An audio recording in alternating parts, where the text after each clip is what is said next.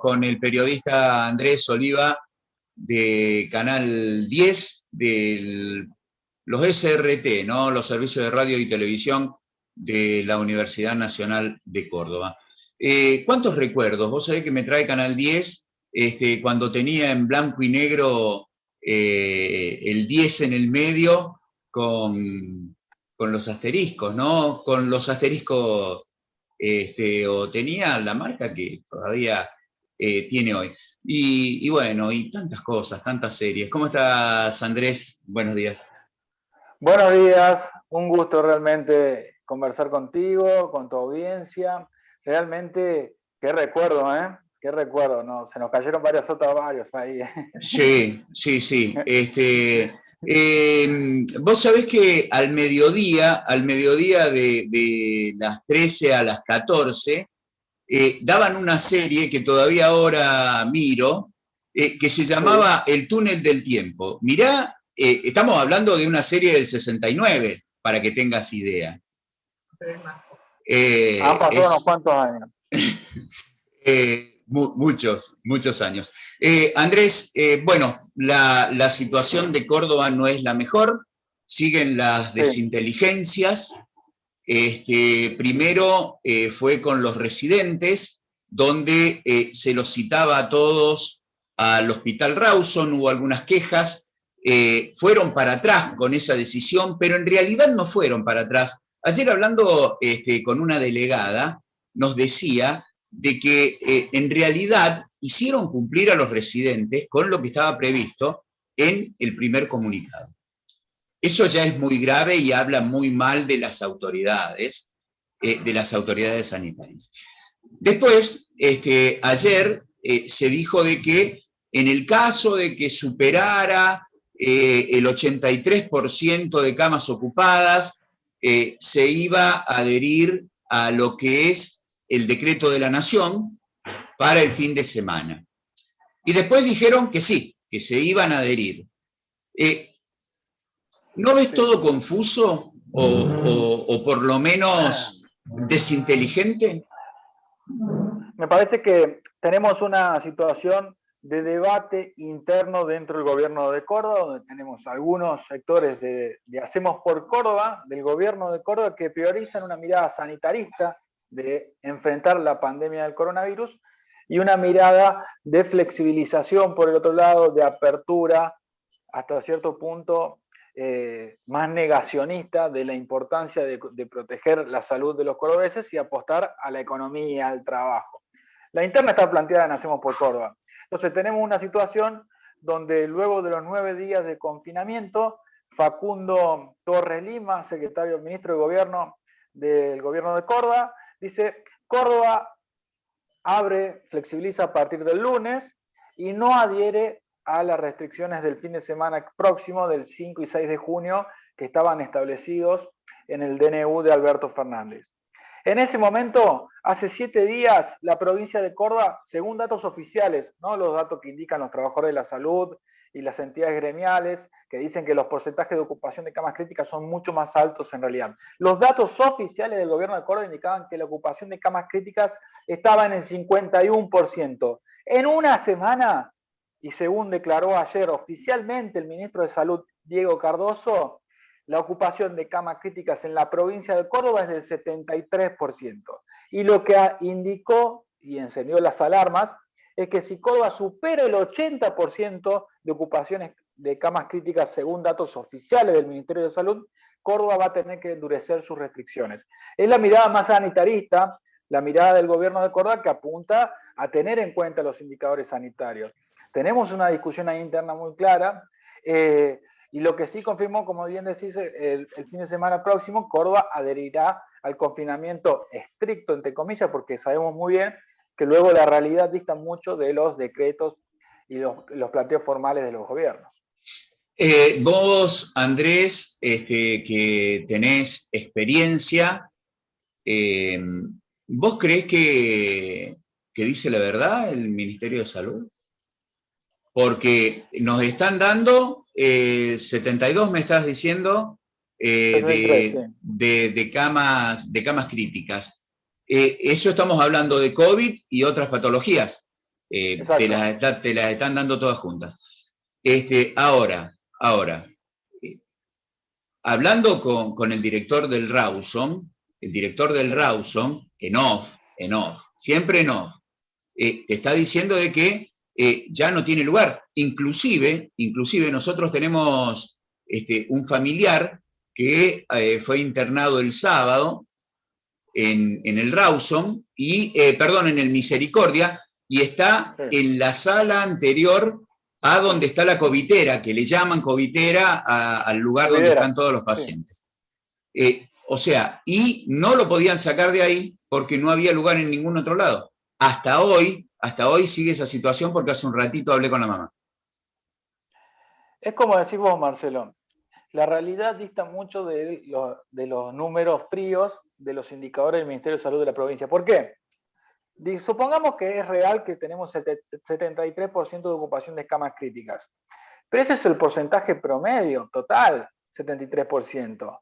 Pero hay nosocomios, hospitales, como bien decís, el Rawson, donde Miguel Díaz, el director del hospital, lo dice abiertamente, tiene 100% de ocupación de camas críticas, donde el Hospital Iturraspe de San Francisco tiene 100% de ocupación de camas críticas, donde el Hospital Pasteur de Villa María tiene 100% de ocupación de camas críticas. Y lamentablemente, como dijo Bernie, el ministro de Seguridad de la provincia de Buenos Aires, las camas se van liberando no porque bajen la cantidad de casos, sino porque se va muriendo la gente. Eso es la situación alarmante que está pasando. Entonces, sí, tenés hospitales al 100%, tenés un promedio de 73% en toda la provincia, porque por supuesto hay clínicas y hospitales, porque es el 73% del sistema público y el privado, en hospitales y clínicas privadas del interior provincial, aquí mismo de Córdoba Capital, que tienen todavía camas. Pero los hospitales públicos regionales, los más importantes, el Rawson, que es el principal de Córdoba, el que tiene la terapia intensiva más grande del país, de la Covidera, donde tenés también el Misericordia que mencionabas, el Tránsito Cáceres de Allende al 100%, donde tenés el Iturraspe al 100% en San Francisco, que atiende toda la zona del este de la ciudad, de la provincia, donde tenés el Pasteur que atiende el sudeste de la provincia a full. Y la situación sí es preocupante, porque vos podés tener clínicas y hospitales en distintos sectores, como puede ser Villa Dolores, en Cruz del Eje, en distintas ciudades y pueblos de nuestro interior provincial, donde haya todavía camas disponibles. Pero los principales hospitales están al tope, entonces la situación es preocupante. Te cuento un dato que es lo que vive mucha gente del interior y que nos toca vivir a nosotros. Nosotros en Brinkman, una ciudad de más de 12.000 habitantes, no tenemos... Yo soy de San Francisco, ¿eh?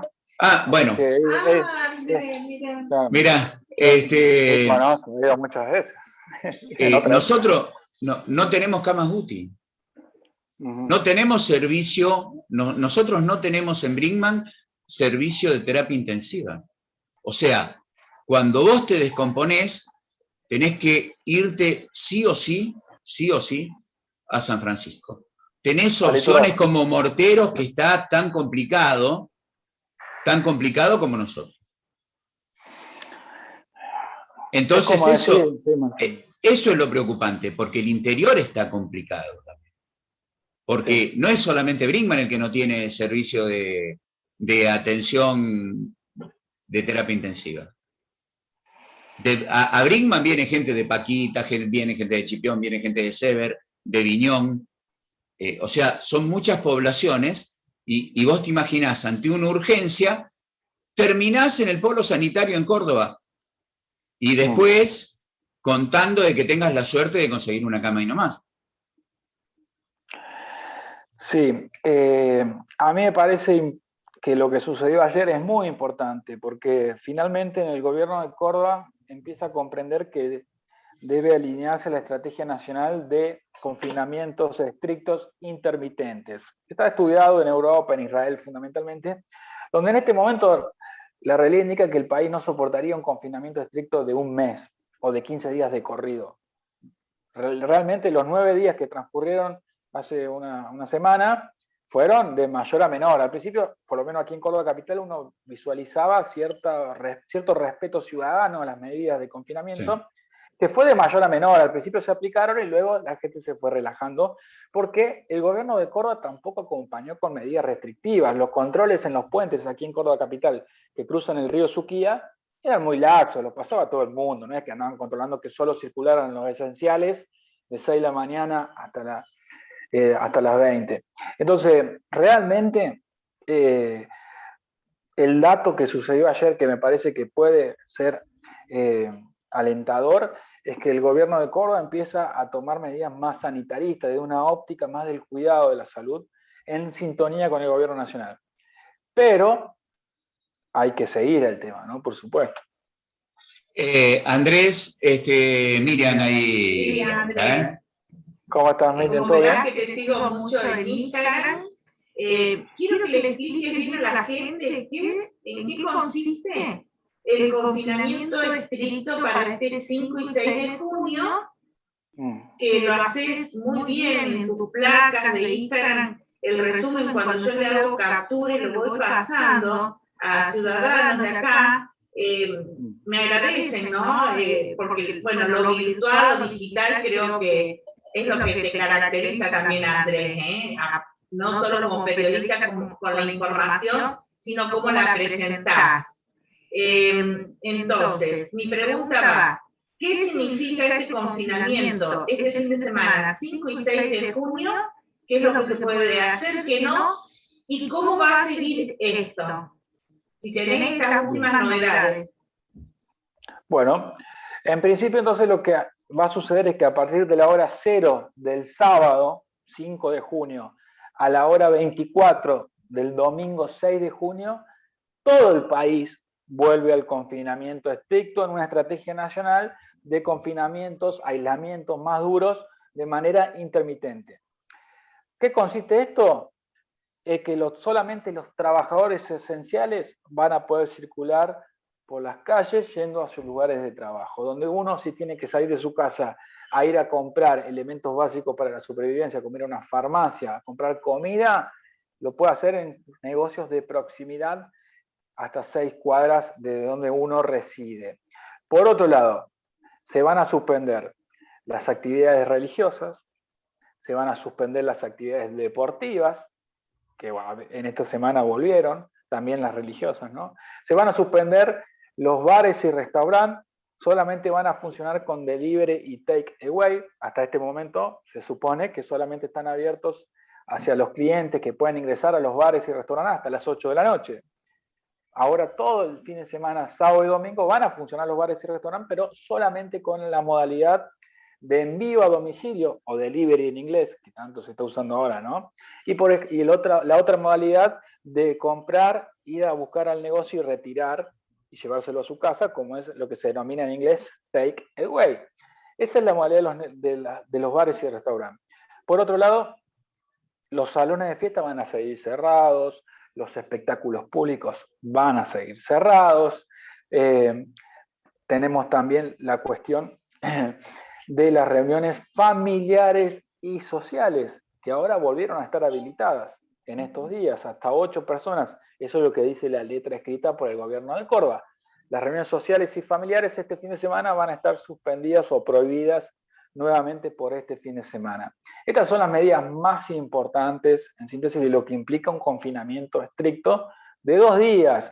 Y me parece que hay que enfocarse en esto. Si nosotros hacemos las cosas bien y respetamos lo máximo posible estos 2 días de confinamiento, los casos van a empezar a descender, la ocupación de camas críticas deberían descender, y por lo tanto es más probable, tenemos más chances de no tener que recurrir a una cuarentena o un aislamiento tan duro por un tiempo más prolongado, como pueden ser de vuelta 9 días o 15 días, que en paralelo también, por supuesto, es una carrera, que yo suelo decir de vida o muerte, digamos, donde tenemos que acelerar el proceso de vacunación.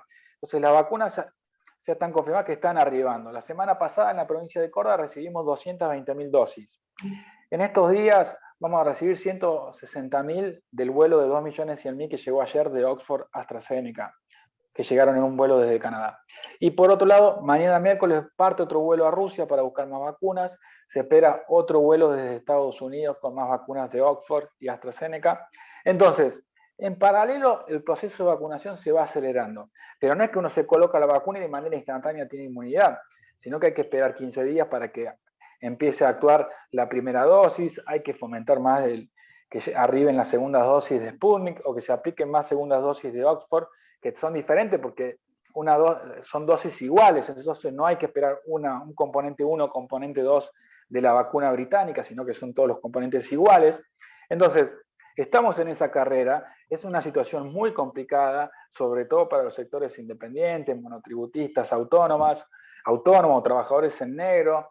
Es una situación muy difícil. No sé qué habrá ocurrido allí en Brinkman, pero en la ciudad de Córdoba la municipalidad ha otorgado exenciones y beneficios impositivos para los comercios, empresarios, gastronómicos, trabajadores del turismo, que empieza a traer cierto alivio. Por supuesto, no es la resolución del problema, pero estamos en una pandemia.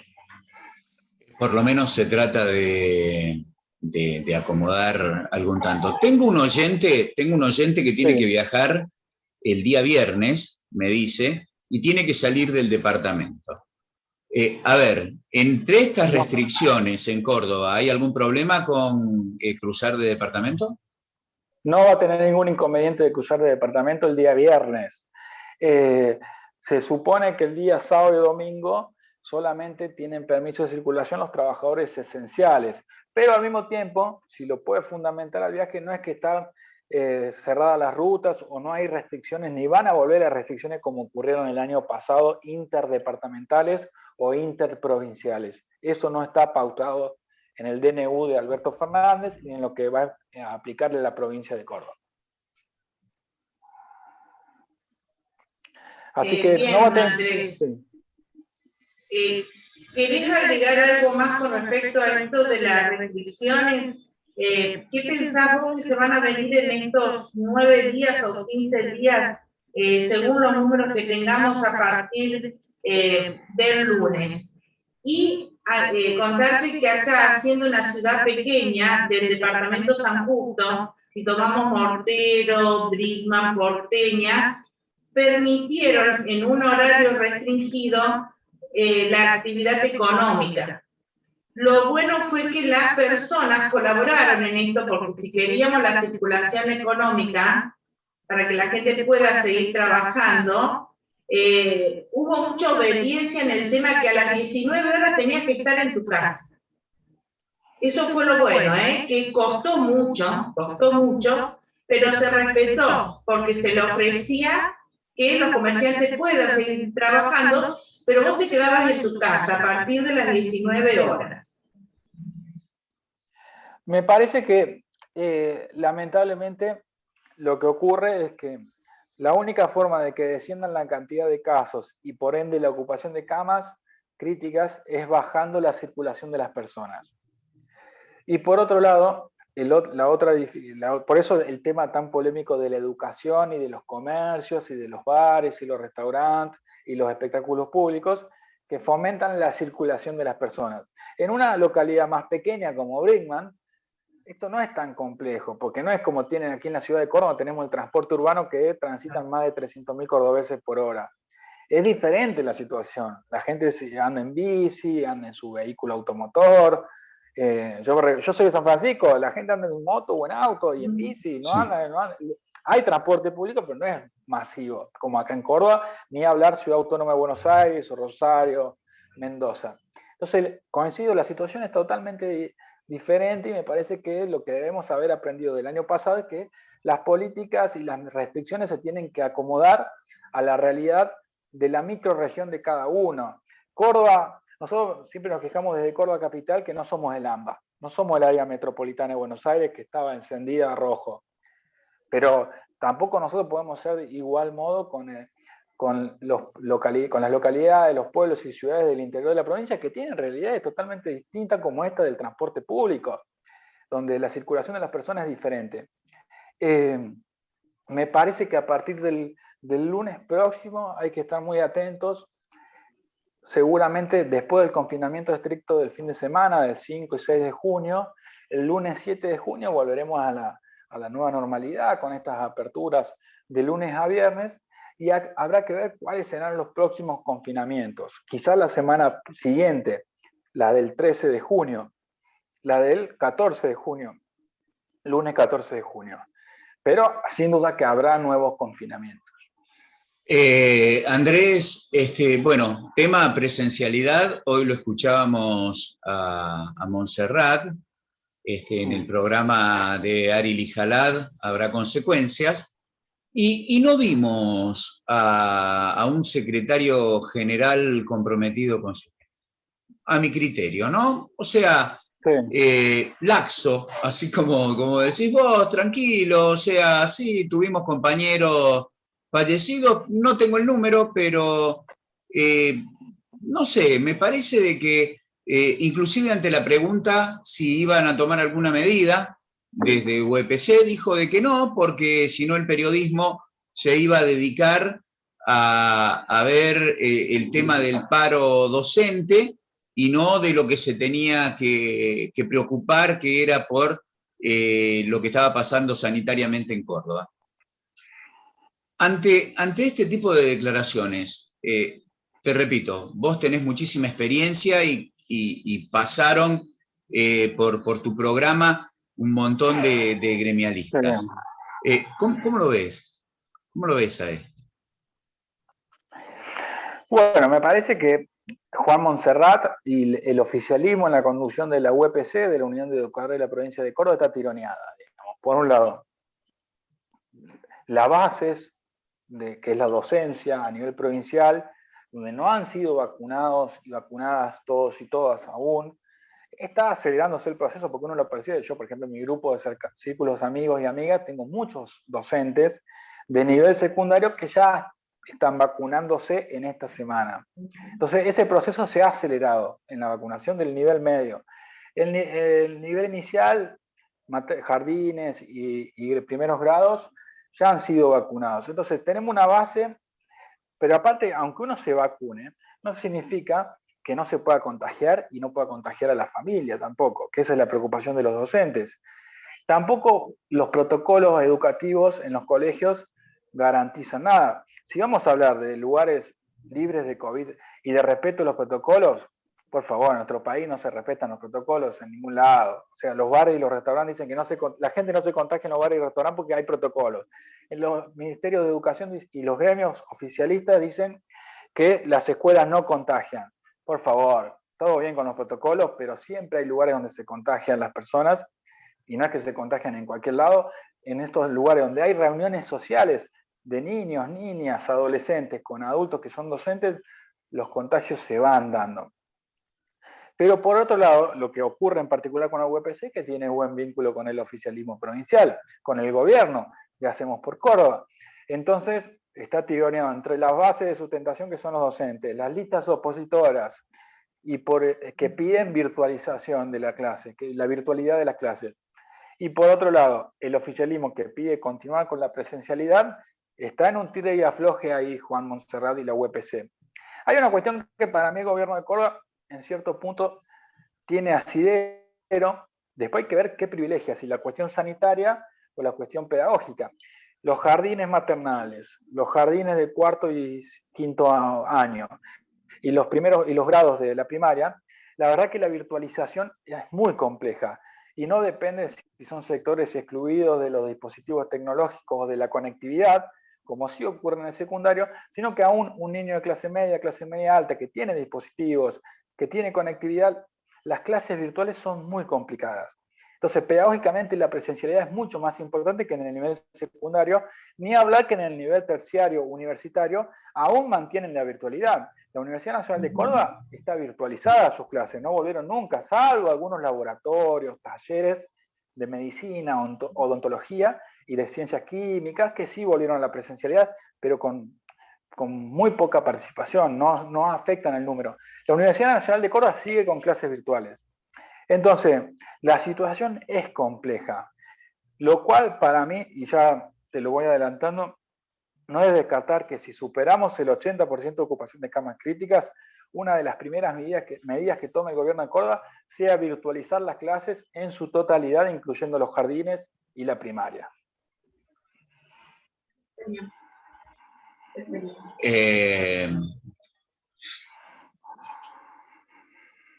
Bien, me parece, no sé Marcelo, pero completísimo, era toda la información que necesitábamos saber, Andrés, porque la gente nos pregunta y nosotros no estamos ahí en Capital, en la investigación que hacen ustedes día a día, y así que fue muy importante poder escucharlo de tu voz y que la gente te conozca, porque a través del Zoom, por eso estamos haciendo Zoom, una nueva modalidad de hacer radio, porque tenemos un diario online, esto pues se publica y se viraliza, y aparte nosotros mostramos, mostramos a las personas a las cuales entrevistamos, las personas a las que entrevistamos tienen la libertad de exponer su relato y defender su verdad, y tener la noticia al día, ¿no? Que es lo que vos estuviste haciendo hoy, en esto que es tan complicado, porque por ahí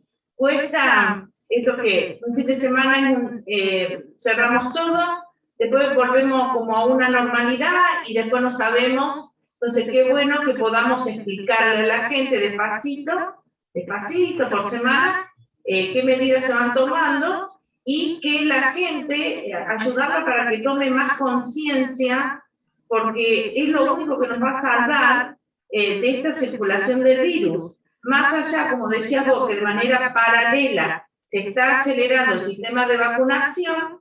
En mi caso también soy docente de nivel medio, Andrés, pero ya jubilada desde hace, no llegué todavía un año. Están felices, te cuento que el día domingo, cuando empezaron a recibir el mensaje que se los vacunaba, no sabés, los WhatsApp, la felicidad de ellos, porque ya tenían pánico, Andrés. Pánico porque todos sabemos, por más que esta información esté oculta, sabemos que en el secundario es donde se están dando los contagios y que hay burbujas que se cierran, pero esta información está blindada. Entonces, el hecho que a partir de hoy sean vacunados, a pesar de que sabemos que le van 15 días para formar los anticuerpos, entonces, en esto, Andrés, tenemos que ayudar cada vez que tenemos invitados especiales, ¿no? Focalizar en lo que no es seguro, que necesitamos que lo incluyan en las restricciones, que por favor, y que sepan por qué, por este tema de las camas, y que cuando las camas se liberan es porque se va un fallecido, no se va una persona que se recupera, y necesitamos que no se reúnan, no a las reuniones sociales. Las familiares también traen contagio, nosotros lo hemos vivido con un final fatal, con un fallecido. Entonces, sabemos que el uso del barbijo es imprescindible, por más que esté inmunizado, porque hay personas que al tener las 2 dosis, por el trabajo que tienen, y por haber tenido COVID, están dejando un poco el barbijo, y no es así. Es imprescindible el uso del barbijo, lograr estar vacunado y cuidar el distanciamiento. Esto es para cerrar un poquito, Andrés, esta charla que queríamos tener hoy con vos.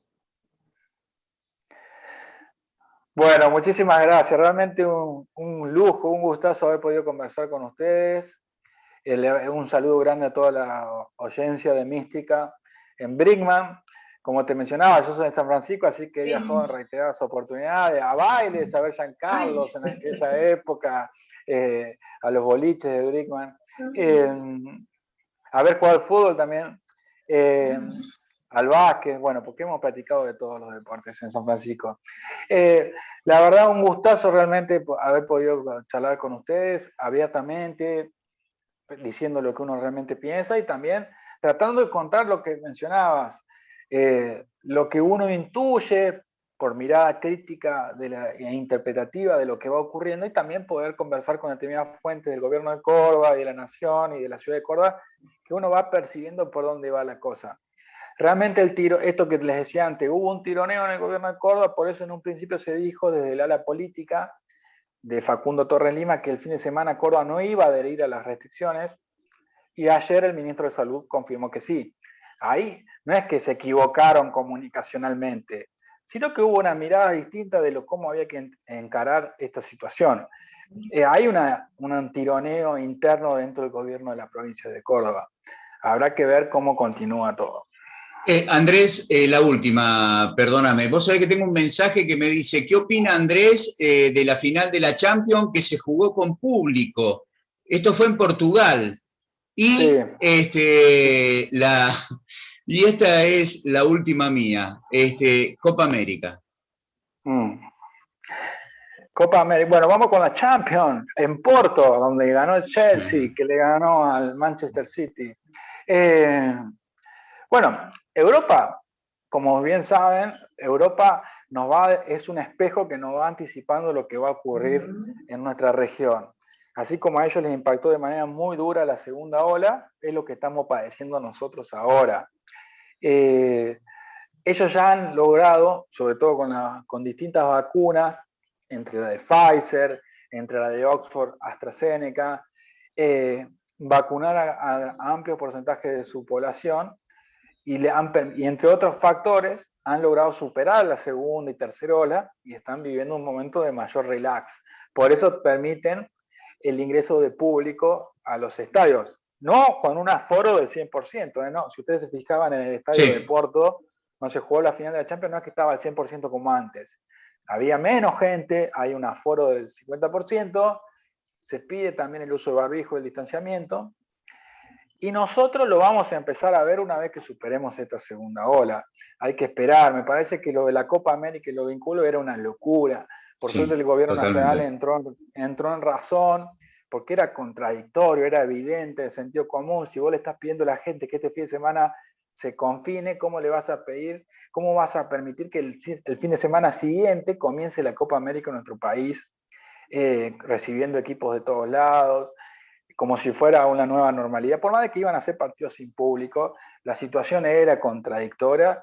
Y lo mismo le está pasando a Bolsonaro, que ahora ha puesto en duda que la Copa América se juegue en Brasil por la crisis interna que le generó luego del desastre sanitario, de realmente lo que ha sido una tragedia sanitaria en Brasil con más de 460.000 muertos. 460.000 muertos en Brasil, y se iba a jugar la Copa América. Hasta en Manaos se iba a jugar la Copa América. Sí, no, una locura. La cuestión es que Brasil ahora ha puesto en duda esta situación. Uno ve las tapas de los diarios hoy, de O Globo, de los medios más importantes de Brasil, y le salieron a Cruz y a Bolsonaro de una manera durísima, y ahora ha tenido que retroceder en chancletas, si lo vamos a decir así vulgarmente. Vamos a ver qué pasa en la Copa América, ¿no? Dicen de que Dilma Rousseff se cae cuando toma la decisión de hacer la Copa del Mundo. Cuando Brasil estaba complicado, ¿te acordás que inclusive las manifestaciones cerca de los estadios y todo lo que había pasado, ¿no? Es como que tienen una maldición los brasileros con la pelota. Andrés, de todo corazón, muchísimas gracias. Espero que no sea la última vez que charlemos, porque la noticia es vertiginosa, todos los días tenemos algo nuevo, y bueno, viniendo de periodistas de la calidad que tiene la gente de los servicios de radio y televisión, más que halagados.